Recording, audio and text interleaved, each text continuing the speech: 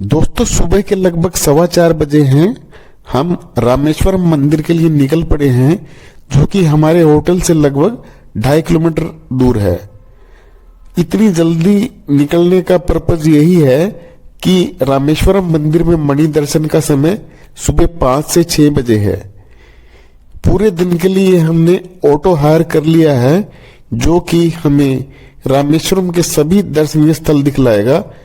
इसमें रामेश्वरम मंदिर, कलाम हाउस, नटराजन मंदिर, विभीषण मंदिर आदि व धनुषकोडी भी शामिल है। सुबह 4 बजे से ही रामेश्वरम की सड़कों पर चहल पहल है। हर तरफ रोशनी ही रोशनी बिखरी पड़ी है। व्हीकल आ जा रहे हैं। ऐसा लगता है कि रामेश्वरम सुबह 4 बजे से पहले से ही जग जाता है। हम रामेश्वरम मंदिर के पास ही हैं और अब हम रामेश्वरम मंदिर में पहुंच चुके हैं। यहां से हम दर्शन का पूरा प्रोसेस देखेंगे कि क्या क्या हमें करना पड़ता है। मणि दर्शन के लिए लाइन में लगने से पहले आपको इस तरह के लॉकर की सुविधा लेनी होगी, जो कि लगभग 100 रुपए के चार्ज पे आपको मिल जाती है।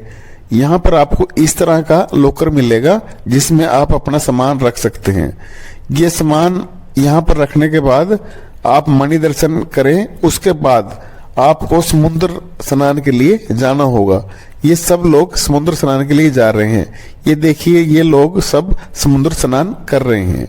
ऐसा इसलिए है क्योंकि मंदिर परिसर में आप किसी भी तरह का मोबाइल गैजेट या कोई भी सामान लेकर नहीं जा सकते। आपको सुझाव है कि आप अपने साथ एक जोड़ी कपड़े स्पेयर रखें, क्योंकि आपके कपड़े समुद्र स्नान के बाद गीले हो जाएंगे। इसके उपरांत आप 22 कुंडों के पवित्र स्नान के लिए लाइन में लगकर मंदिर परिसर में एंटर कर जाएं, जहां पर आपको मंदिर के कर्मचारी 22 कुंडों का पवित्र स्नान करवाएंगे। इसके लिए लगभग 25 रुपए प्रति पर्सन चार्ज किया जाता है। यहाँ पर 22 कुंडों के स्नान के उपरांत आप वापस अपने उस जगह पर आ जाएं, जहां पर आपने लॉकर में अपने वस्त्र व अन्य सामान रखा था, जहां पर चेंजिंग रूम की सुविधा भी उपलब्ध रहती है। यहाँ पर आप अपने सूखे वस्त्र पहनकर रामेश्वरम के अन्य दर्शनीय स्थल देखने के लिए जा सकते हैं। आपको सुझाव है कि अपने साथ एक पॉलिथीन रखें, जिसमें आप अपने गीले वस्त्र डाल सकें, ताकि आपका बैग गीला ना हो और गीले वस्त्र अलग से रह सके। रामेश्वरम में दर्शन व स्नान के बाद हम निकल पड़े धनुषकोडी के लिए। मंदिर से धनुषकोडी का सफर लगभग 18 किलोमीटर का है। इसे कोई साधारण सफर मत समझना। यह भारत की अंतिम भूमि तक अंतिम सड़क का सफर है। क्या नजारा है! दोनों तरफ समंदर ही समंदर है और बीच में यह सड़क। दाईं ओर हिंद महासागर और बाईं ओर बंगाल की खाड़ी। हमारे साथ साथ आइए आप भी इस अद्भुत सफर का आनंद लें।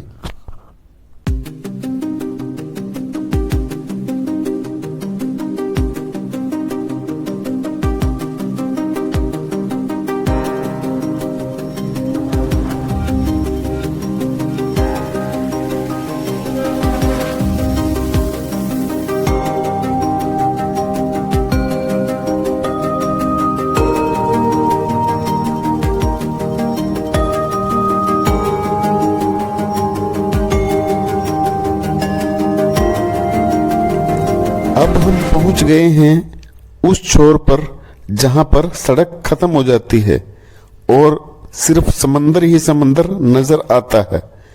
यह हमारे प्यारे देश का अंतिम छोर है।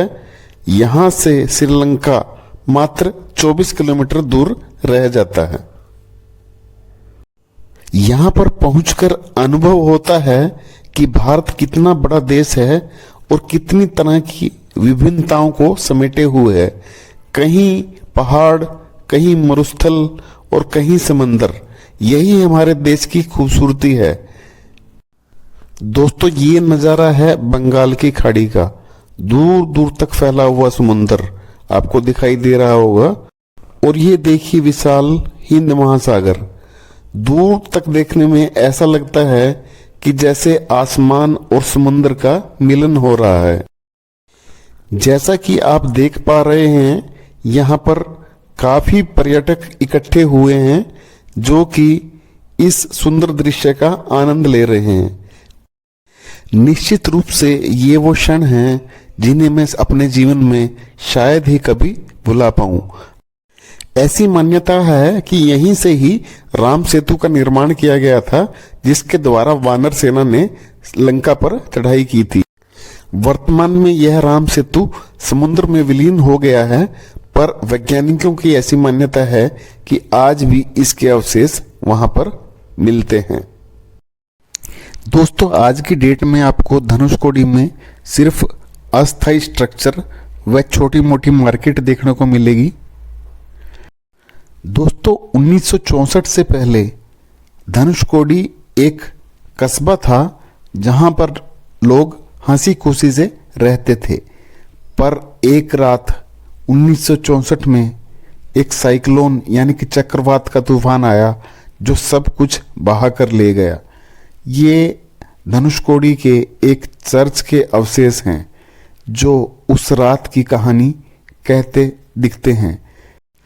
इस चर्च ने उस रात की दहशत को अपने ऊपर झेल लिया। अगर आप ध्यान से सुनेंगे तो यहाँ की हर एक ईंट में आपको उस रात में तड़पते हुए इंसानों की चीख व पुकार सुनने को मिलेगी। किसी समय में धनुषकोडी भारत का अंतिम रेलवे स्टेशन होता था कि ये जो आप 3 पिलर देख रहे हैं ये वाटर टैंक के अवशेष हैं। उसके साथ में ही आपको रेलवे स्टेशन के अवशेष देखने को मिल रहे होंगे। धनुषकोडी से हम निकल पड़े एक और अद्भुत यात्रा पर। यह यात्रा थी विभीषण मंदिर की। ऐसी मान्यता है कि विभीषण मंदिर वह स्थल है जहां पर रावण के परित्याग के बाद विभीषण श्री राम की शरण में आए थे। ये प्रभु राम की ही महिमा थी कि उन्होंने युद्ध आरंभ होने से पहले ही विभीषण को लंका का नया राजा घोषित कर दिया था। यह समुद्र के बीच बना हुआ एक अद्भुत मंदिर है। जब लोग धनुषकोडी की यात्रा पर आते हैं तो विभीषण मंदिर का दर्शन भी अवश्य करते हैं।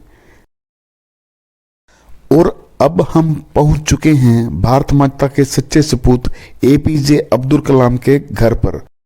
यह घर आज की डेट में कलाम सर के जीवन से संबंधित घटनाओं का एक म्यूजियम व एक शॉपिंग मॉल के रूप में परिवर्तित किया जा चुका है। यहां पर आकर आप उस माहौल को अनुभव कर सकते हैं जिसमें कलाम सर पले बढ़े। अब हम आ चुके हैं एक और अद्भुत मंदिर में। यहाँ पर आकर आपको अद्भुत शांति का अनुभव होगा।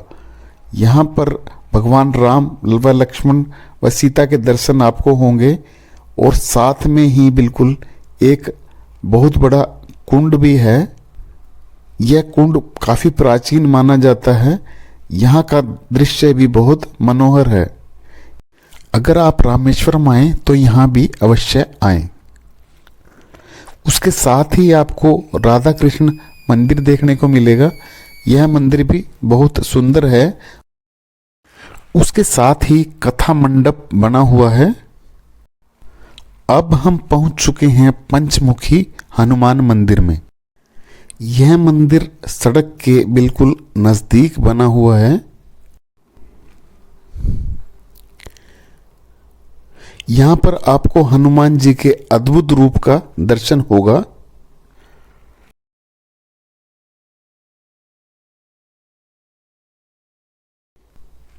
साथ में ही आपको राम सेतु पत्थर देखने को मिलेंगे। ये वो पत्थर हैं जो पानी में डूबते नहीं हैं और जिनसे राम सेतु का निर्माण किया गया था।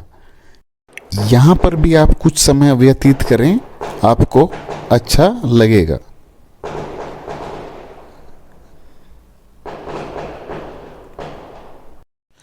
दोस्तों, अब हम पहुंच चुके हैं नटराजन मंदिर में, जो कि पंचमुखी हनुमान मंदिर के बिल्कुल सामने स्थित है। यह मंदिर भी बहुत सुंदर व साफ सुथरा है। यहाँ पर भी आप दर्शन अवश्य करें। इन दर्शनीय स्थलों का दर्शन करने के बाद हम अपने होटल रूम में वापस जा रहे हैं।